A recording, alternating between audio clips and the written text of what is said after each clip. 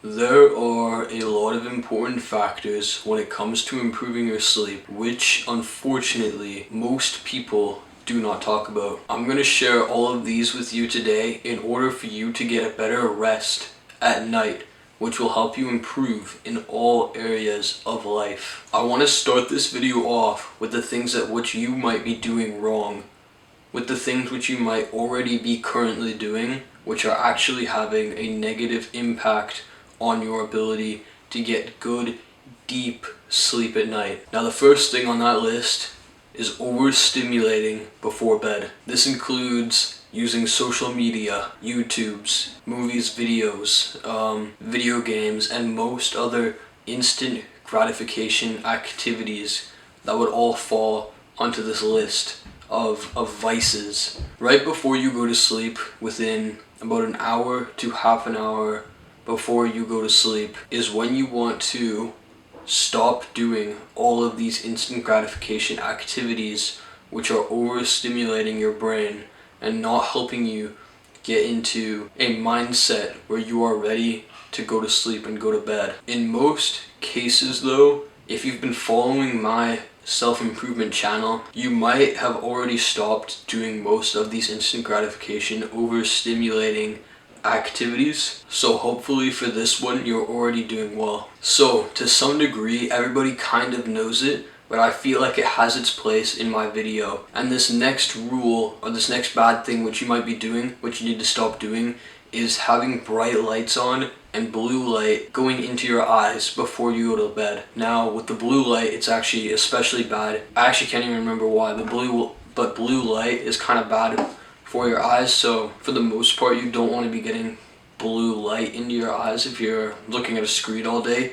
There are filter options. I believe some monitors have them, and on your phone you can turn off the blue light. I'm not going to show you how, but you can Google it or search up a tutorial or something. And the other thing is bright white lights, so just really bright lights in your room before you go to sleep. You need to absolutely turn these down because it tricks your brain into thinking it's day right before you go to sleep, and then all of a sudden you just shut them off and you go to sleep. It doesn't really help you wind down again to this mindset where you're ready for sleep. So definitely work on altering the lighting in your room before you go to bed. So everybody needs different amounts of sleep. I think for adults it's usually like 6 to 8 hours, or for people my age it's meant to be more like 8 to 10 hours of sleep each night. A lot of people on like self-improvement make this mistake where they're trying to wake up like super early, like 4 a.m., 5 a.m., 6 a.m. wake up times, and then that means, okay, I need to go to bed really early. But the problem with that, I mean, obviously get your schedule sorted out when you first start waking up early, but a lot of people have a problem where they're going to bed too early in the day and they really just lay there for sometimes like half an hour or even an hour before they go to sleep, or even sometimes longer than that in extreme cases. So what you should do instead is you should go to bed when you're actually tired. Obviously, you'll know what time is around when you're going to go to bed already, so get ready for going to bed around that time, but stay up a little until you're actually feeling tired. And yeah, just don't go to bed at a fixed time every night, because you could be wasting valuable time. I was actually making this mistake as well before, where I was going to bed at about 8:30 and waking up at 5 every night, so I could get around 8 hours of sleep each night and then have around half an hour to fall asleep.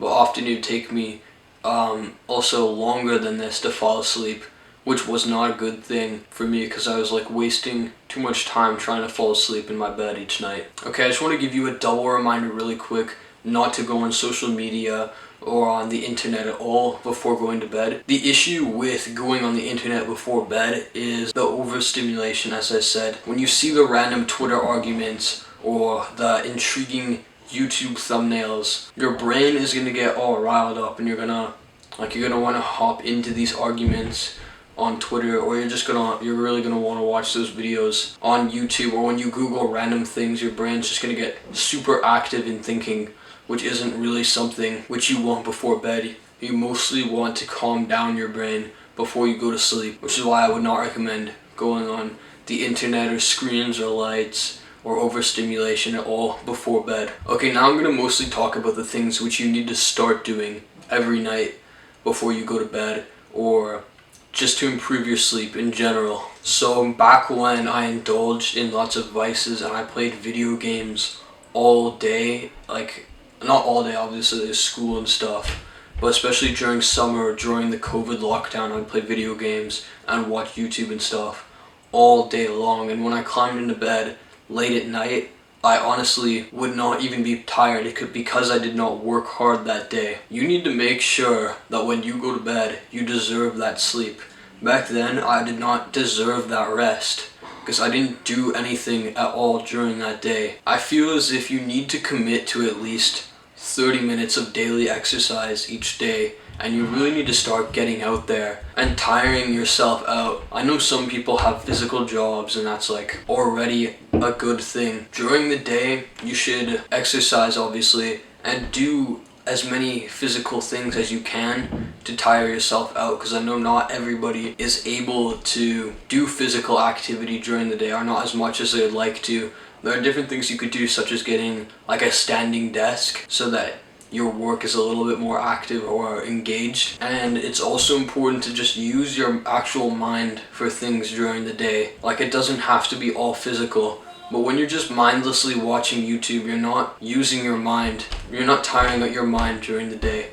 So you need to absolutely tire your mind and your body out during the day so that you deserve that sleep when you climb into bed. So the next principle to improve your sleep is about optimizing the temperature for getting the best possible sleep that you can. And that temperature is usually going to be a bit colder, around 16 to 18 degrees Celsius, not Fahrenheit. You're going to have to convert it. I don't know the conversion, but you should look into, during the summertime, getting some air conditioning or a fan. I think most houses are heated nowadays, so you don't have to worry about being too cold like in the winter. But during the summer especially, you're gonna get a way better sleep if you get an AC unit or a fan. Or I'm actually pretty sure I've seen this one thing once. It was called like the 8 sleep pod or something. There's just a bunch of stuff out there which you can use to cool down your bed or cool down your mattress for a better sleep. But there's a lot of issues, especially I've been having these issues. I have a bunk bed. There's not really any good way to blow air up there,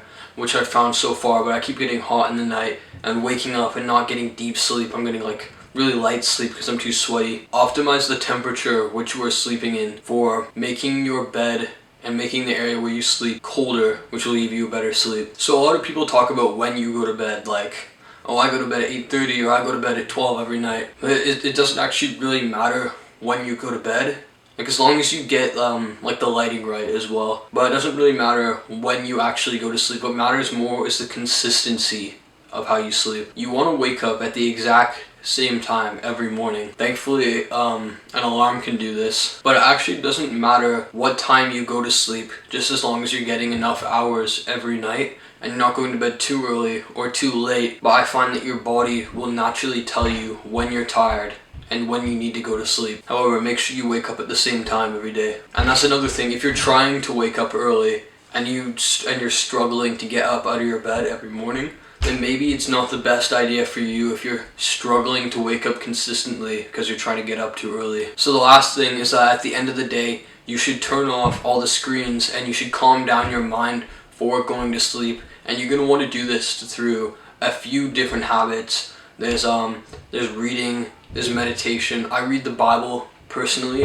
I'm actually challenging myself to read the entire Bible before the end of this year, and I'm well over halfway through it. And yeah, there's just other stuff, but at the end of the day, I find it's really helpful to just reflect on what you did that day. Like, what did you accomplish?